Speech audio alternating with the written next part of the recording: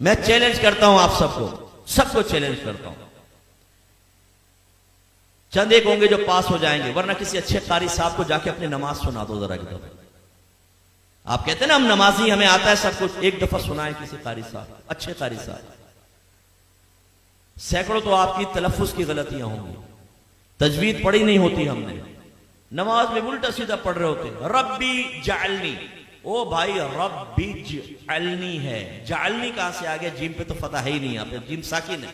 रब्बी जालनी, सुब्हानकल्लाहुम्मा, कल्ला नहीं है, सुब्हानकल्लाहुम्मा, थोड़ा उठाना होता है ताकि अलिफ मद्दा पूरा बने। खड़ा ज़बर है, अलिफ मद्दा के बराबर खींचना है इसको, दो हरकत के बराबर। सुब्हानकल्लाहुम्मा वत्तबारक अस्मुका, वत्तबारक, ओ भाई वत्ता नहीं है, वत्तबारक अस्मुका।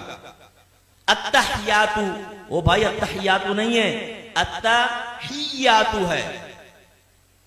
सुभान रब्बिल आला, सुभान रब्बिल अजीम, ना भाई ये नहीं है, सुभान रब्बी यल अजीम, सुभान रब्बी यल आला, ये है।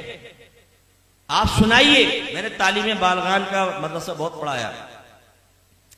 जब मेरे सामने आते थे ना, कितने साल से नमाज पढ़ रहे हैं? 25 साल से। अच्छा सुनाओ जरा सूरत सुनाओ।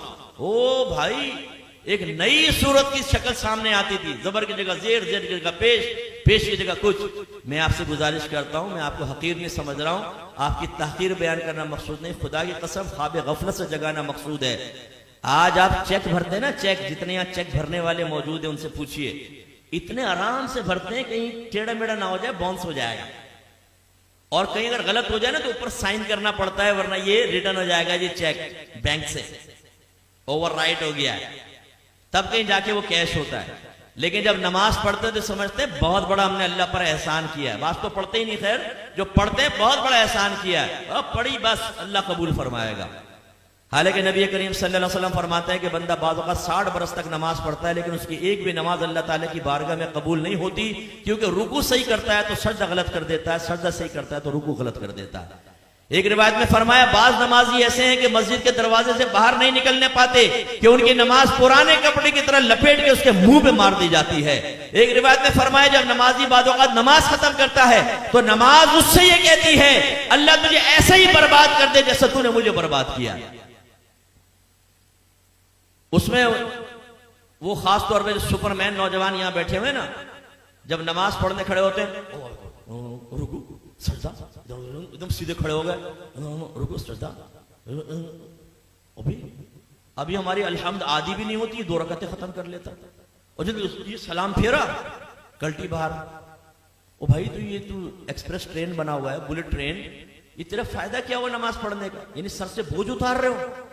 आपने देखा जुमे की नमाज के बाद जैसे ही इमाम साहब सलाम फेरते हैं, जूतियों पर रश लग जाता है, इतना रश हो जाता है जैसे बाहर 5-5 हजार के नोट बट रहे हैं, अगर देर हो गई तो निकल जाएंगे। जूतियां ढूंढने में 15 मिनट वहां लगा देंगे, मस्जिद में नहीं बैठेंगे, ना सुनन पढ़ेंगे ना नवाफिल पढ़ेंगे आगे के, और बाहर निकल के फिर दूसरा कहते हैं, हाँ यार क्या करना, चल ढाबे में चाय पीते। अभी तुम इसलिए बाहर निकल कर आए थे। ये भी जिम्नन बात आ गई तो मैं आपको अर्ज कर दूं, गौर से करें, गौर से देखें, और अपने बारे में मैं भी सोचता हूं, आप भी सोचें। नबी करीम सल्लल्लाहु अलैहि वसल्लम फरमाते हैं कि मस्जिद की और मोमिन की मिसाल ऐसी है जैसे मछली और दरिया, कि अगर मछली को दरिया से बाहर निकालें तो वो उस वक्त तक चैन से नहीं बैठती जब तक दोबारा दरिया में ना आ जाए। और मुनाफिक की और मस्जिद की मिसाल ऐसी है जैसे परिंदा और पिंजरा, कि अगर परिंदे को पिंजरे में बंद कर दें तो फड़फड़ाता रहता है कि दरवाजा खुले और मैं उड़ जाऊं, और जैसे खोलते हैं उड़ जाता है। अपने बारे में हम सबको गौर करना चाहिए, हम में मोमिनाना सिफत है या मुनाफिकाना सिफत है। इमाम साहब सलाम फेरते हैं, दुआ भी नहीं मांगते, ये बस इमाम साहब ने सलाम फेरा फौरन उठ के बाहर, जूती लेके बाहर। करना क्या है? दोस्तों के साथ बैठ के गंदी लड़कियों की बातें करनी। हालांकि नबी करीम सल्लल्लाहु अलैहि वसल्लम ने फरमाया कि जब कोई नमाज पढ़ के अपनी जगह बैठा रहे और जानबूझ के अपना वुजू ना तोड़े तो फरिश्ते उसके लिए दुआए बख्शिश और मग़फ़िरत करते रहते हैं जब तक कि वो उठ ना जाए।